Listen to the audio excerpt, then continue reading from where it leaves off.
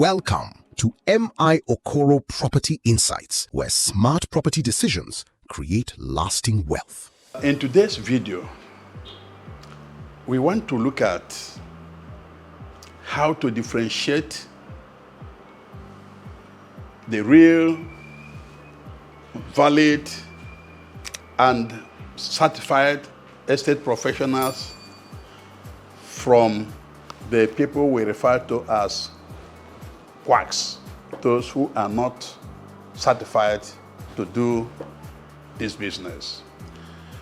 I'm saying this because a lot of people, both Nigerians and expatriates, have lost their hard-earned money because they entered into the hands of fraudulent and the postures who pretend they are real estate professionals. As a matter of fact, some of them call themselves estate consultants. Some that are bold even say they are also estate surveyors and valuers.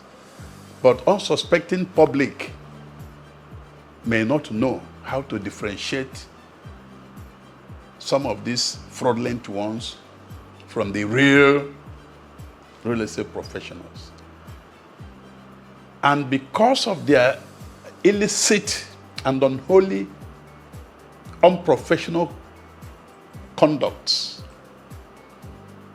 the innocent public associate all of us as deceived. You can imagine when you say estate professional, or they say estate agent, oh, are you one of them? I mean, it is that bad. So it is about time we started differentiating the eggs, the real eggs from shafts.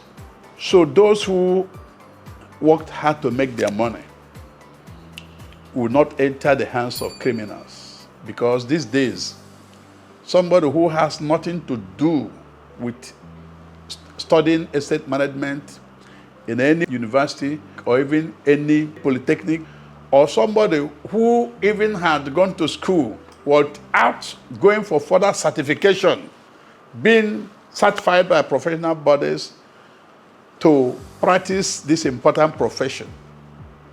If you are not careful, they will continue to confuse the real people with the bad people. And that's why I consider this video very important. It is a life-saving video we are making today. If you are busy, just leave everything you are doing and listen. Because like I said, you can never do without land and landed property in your life. It's either you are making use of it now, or when the person dies, you will be buried on land.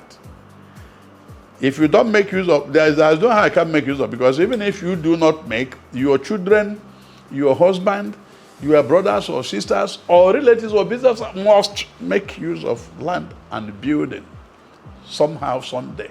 So knowing the real practitioners is very important. Now let's go to the issue of how do you even identify one? I take myself for instance. For me to qualify as estate surveyor and valuer, first, I had to go to secondary school and did my 5 science subjects, including mathematics, additional mathematics, physics, chemistry, and in some cases, either geography or biology. And then you do it in JAMB also. And then if you are lucky and qualified and gain admission, you now go to university. For instance, I went to University of Lagos, Akoka, and studied estate management. And it took me from 1984 to 1988. That was when we used to do 4 years, but now I think it's 5 years. Then after that, you have to go for youth service. After doing your youth service, you will now start to gain experience. After I have worked like 1 year or 2 years, you begin to start writing professional exams. Or if the professional body exempts your university, if they had adequate accreditation, then you begin to do your test of competence. You have to do dissertation for test of competence. After all those processes that may take another 4 years, if you are lucky, you'll be certified as an estate surveyor and valuer, and you'll be given a seal and stamp of Estate Surveyors and Registration Bureau of Nigeria. And then you become a member of Nigerian Institution of Estate Surveyors and Valuers. What that means is that if in the course of my professional career, that's when they will now give me license to set up an office like I have set up. If I default anybody and I'm reported to my professional body, the next day I will be invited for a query. If they find me guilty, they will seal up this office and they will do everything possible to make sure they remove my license and seal and cause me to indemnify you, the person I cheated or must have, embezzled his money. So it is a very strict disciplinary process, and no professional would want his license to be withdrawn. It's like when a doctor's license is withdrawn, or when a flying pilot license to fly is withdrawn, or when a lawyer's license to practice is withdrawn, then you are as good as a quack or as bad as a quack. So you can now see the processes I have mentioned for becoming a qualified estate surveyor and valuer. Now compare that to somebody who never even finished secondary school, or somebody who even finished secondary school, or even a graduate is working and maybe the person is terminated, the employment is terminated. The next day, he will say he's an estate consultant. He does not know anything about the rudiments, the technicalities of estate management. And then these are some of them that end up in jail. Some of them end up because of mistake, they kill them. Some of them, because of misrepresentation, they are shot dead. Because they dabble into an area they are not well versed with. Unfortunately, people thought that it is only, as the sense of is only selling of property or letting of properties that were no. I mentioned about valuation to determine the financial worth. We, assessors and valuers, are the only professional body or practitioners that are licensed by law to determine value of land and building. No other profession does that in this country. And then the assessors and valuers do compensation, crop compensation, valuation, crop valuation, economic, to determine, especially when they are doing the valuation of a right of way, maybe for railway or maybe for pipelines and the rest of them. We do also visibility and viability reports to know the type of investment. So why I'm mentioning some of the functions of assessors and valuers is for you to know that it's beyond selling of property or carrying a board up and down. No way. It's not that. It's more detailed. And then we advise the government on optimum investment value of any location.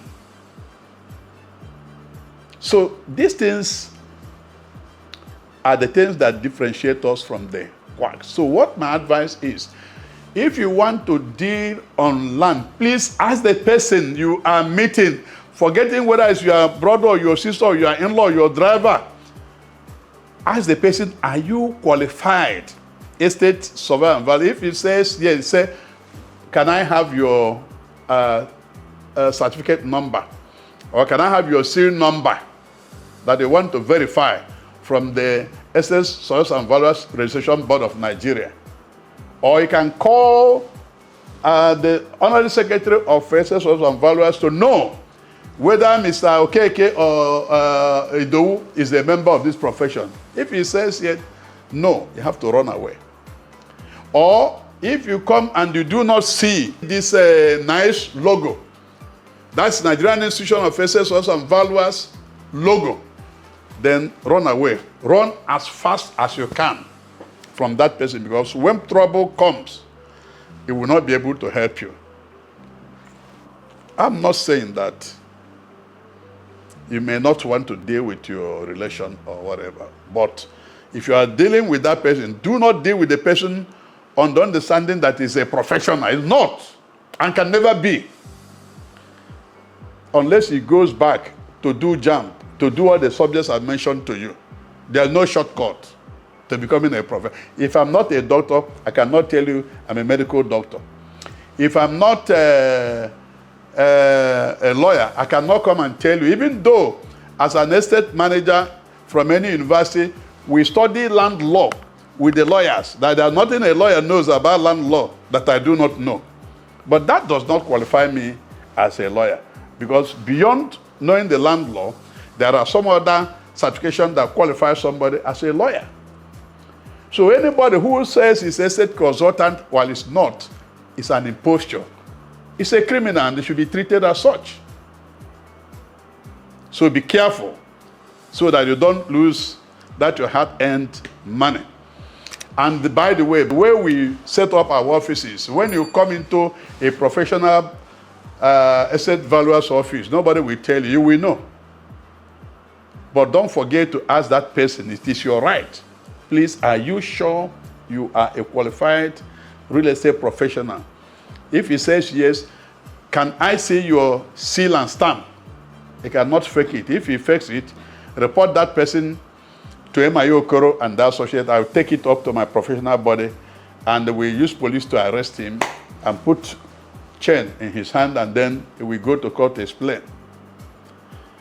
So we've said a lot. If you share some views or ask some questions, you can go to our comment sections to drop your views. And then if you want to continue to enjoy what we have said and for future coming views, all you need to do is to like and share, so people can benefit from what you're benefiting from today. Remember, I said that information is power. One important information you get may save your resources from entering the hands of a criminal. Thank you very much. Thank you for watching MI Okoro Property Insights. Subscribe, like, and share for more expert real estate insights and investment opportunities.